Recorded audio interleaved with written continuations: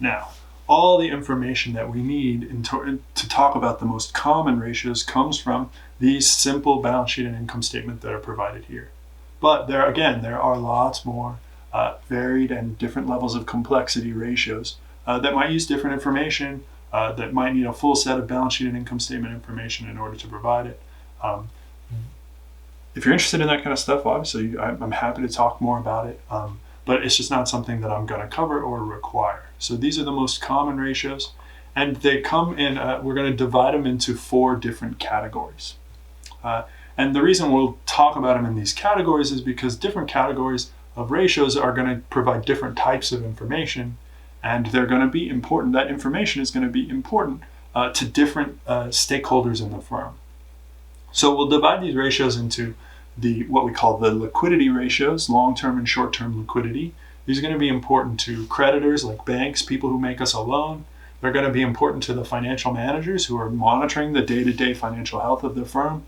And they're going to be important to the senior leadership of the firm who is making long-term decisions about things like capital structure, how we raise funding for the firm. And then we'll look at what we call management or turnover ratios.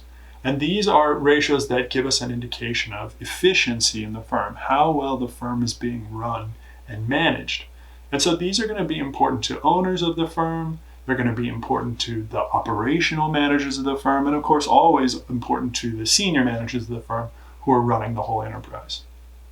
Then we'll talk about what are called profitability and market value ratios. And these, they kind of blend together. They provide a lot of the same kind of information. They're really, really important to the owners of the firm, the stockholders of the firm.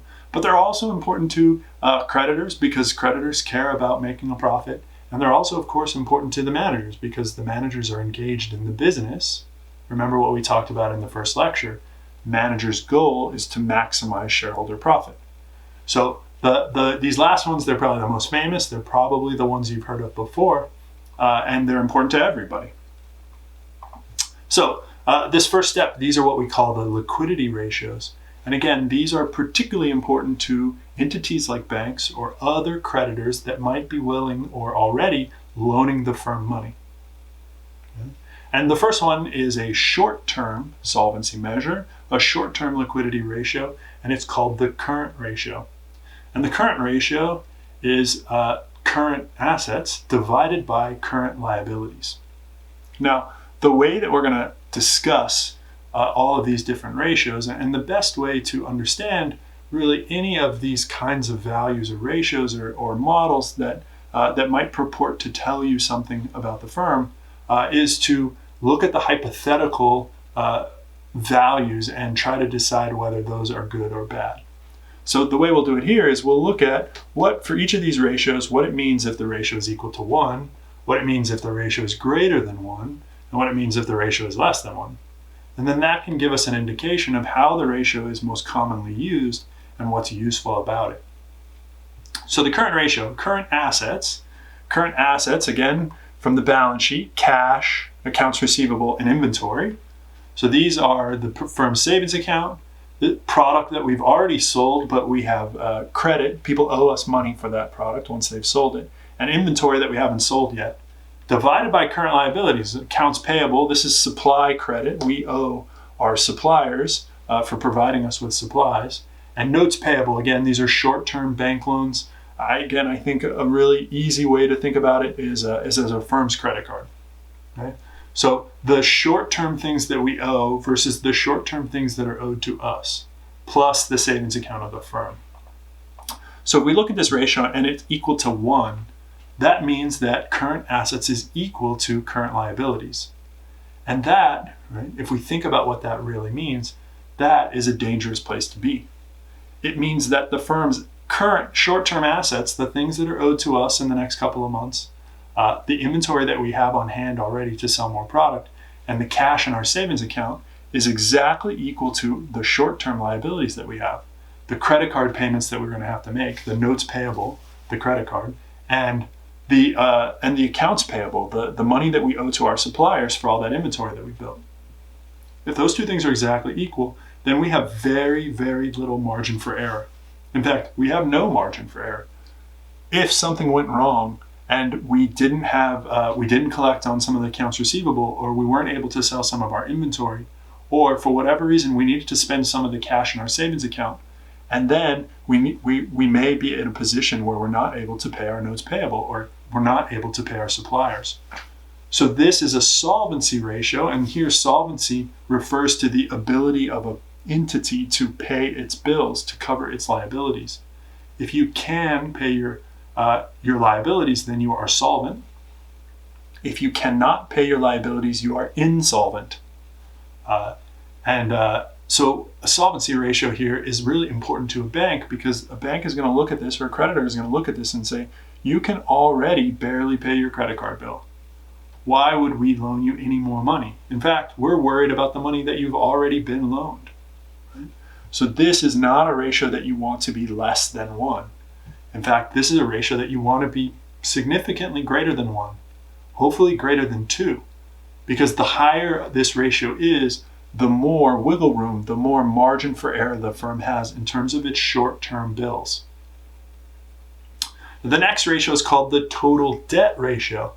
And the total debt ratio is a similar ratio. However, it is measuring in the long term. So this is total assets minus total equity, which is total liabilities, or total debt, right? So really what this is total liabilities divided by total assets. Right? Now, again, let's think about what this ratio means if it's equal to 1. If it's equal to 1, total liabilities is exactly equal to total assets. And that's an even more unlikely, but also extremely dangerous position for a firm to be in. It means that if the firm went wrong and had to liquidate, right? If the firm had to close down and try to pay off all its creditors, it would only just have enough money to sell all of its assets to pay back its liabilities. And again, that's a dangerous thing, because as we talked about, illiquid assets cannot be sold quickly for the value that they're worth. So if I have a bunch of machinery making up my total assets, I'm not going to be able to sell those off quickly and cover my total liabilities. So I will have loans and things that need to be repaid, but I won't have the assets and the money to repay them. And you have to remember that the balance sheet identity holds. So total liabilities plus total owner's equity has to be equal to total assets. So if total liabilities equals total assets, that means there is no owner's equity. Right? The liability, all of the financing comes from debt. So we don't expect this ratio to be 1. We don't expect it to be really even that close to 1, particularly for different types of firms. Although there are firms that can hold lots of high levels of debt, they're not as common. Okay? So we expect this ratio to be less than 1. Other than our expectation that it's less than 1, and a general understanding that more debt carries a greater risk of liability to the firm, we don't make a big statement on whether this ratio being higher or smaller, greater or smaller, is better or worse for the firm. Some firms can handle more debt than others, and so within different types of firm groups, we're going to expect great differences in the total debt ratio.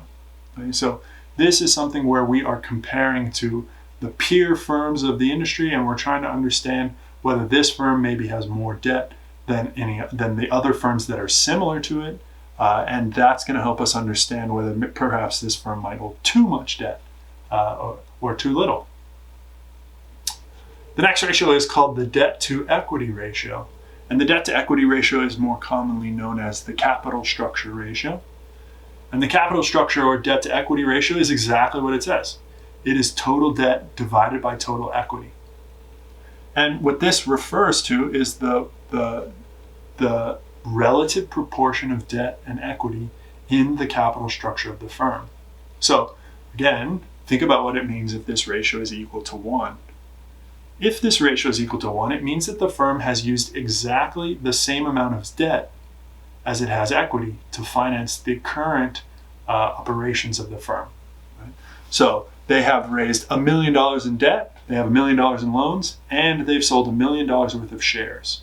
If that's true, then the firm is exactly 50-50 debt to equity, and the debt equity ratio is equal to 1.